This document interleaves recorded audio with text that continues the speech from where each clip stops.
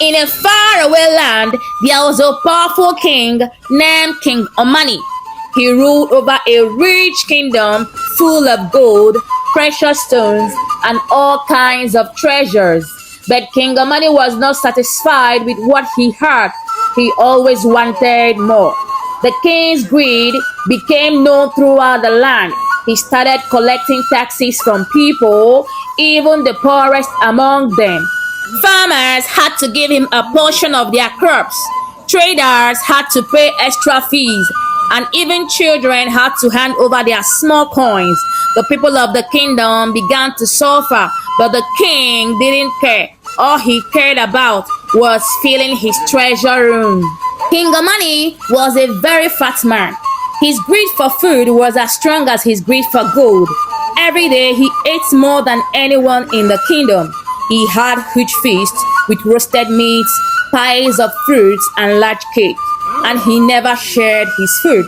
His stomach was so big that he could barely walk without getting tired.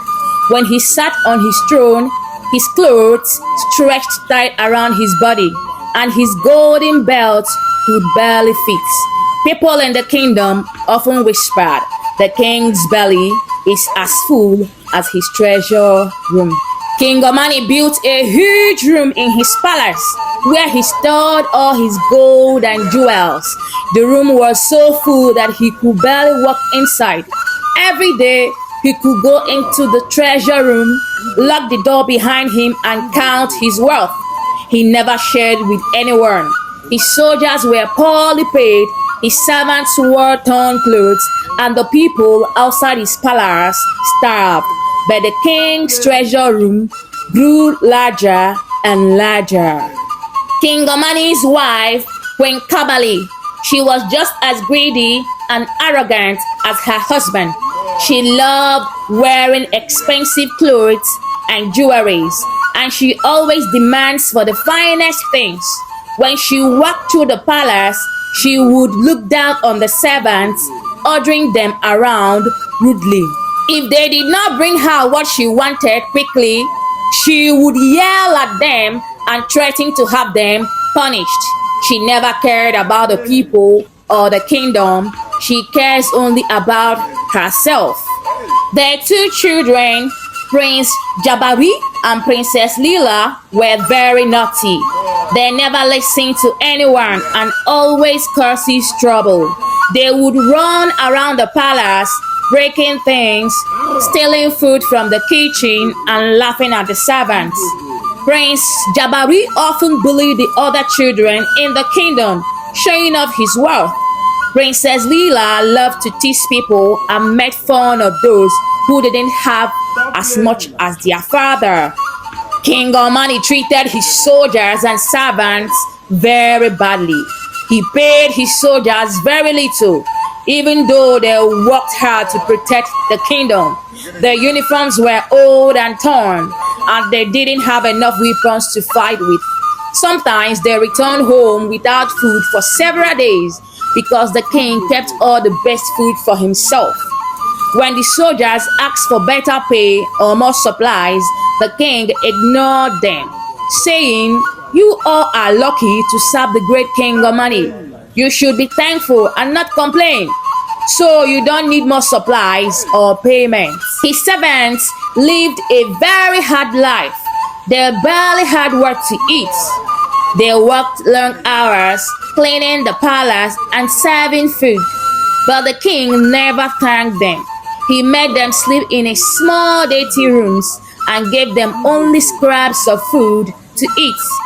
If they made a mistake, like dropping a dish or not bowing low enough, Queen Kabali would shout at them and have them punished.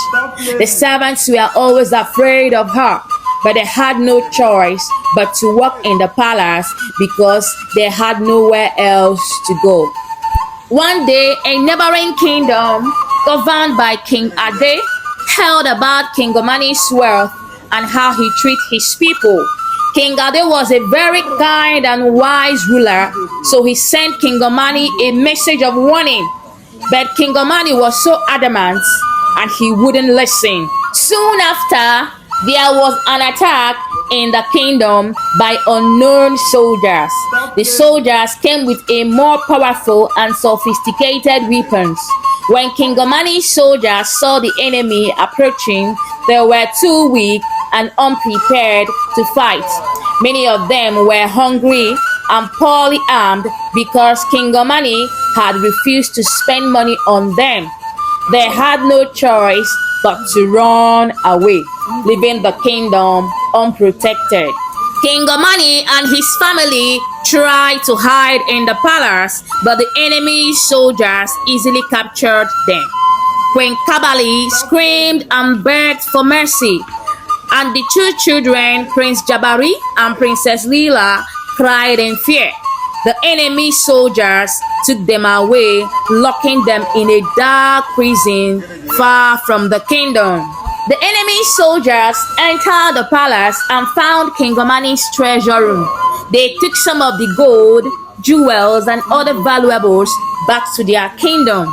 However, they left many treasures behind because the room was so full. When the villagers saw that King Omani and his family had been taken away and had not returned for a long time, the servants decided to act and bear the consequences. They entered the treasure room for the first time and shared all the treasure with the people in the village. For the first time, the villagers had enough food to eat and money to live a good life. They were happy and relieved, hoping that King Omani and his greedy family will never return. The story of King Omani's downfall spread throughout the land, and it was told to many generations. People learned a valuable lesson. Greed and selfishness can destroy even the most powerful king, but kindness and fairness will always lead to a better life for me and you. The villagers made sure that the tale of King Omani's greed was remembered so that no king would ever make the same mistake. This is the end of our story. Thank you for coming with me this far. Please, my dear viewers, subscribe to my channel for a more interesting stories. Bye.